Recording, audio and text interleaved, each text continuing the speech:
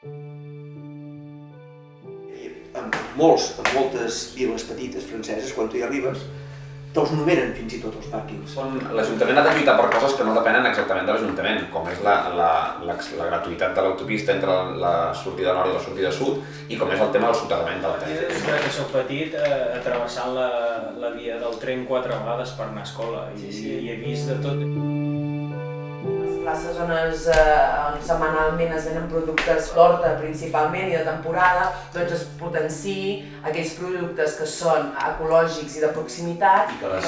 I que s'impulsin des dels menjadors dels centres escolars el consum de tots aquests. I un altre objectiu que és treballar per aconseguir una ciutat energèticament autosuficient. Pot passar que ho fem gradualment de manera nosaltres controlada o que ens passi com la bombolla immobiliària i que ens peti els morros i ho haguem de fer de cop perquè no tinguem alternativa, això està a les nostres mans.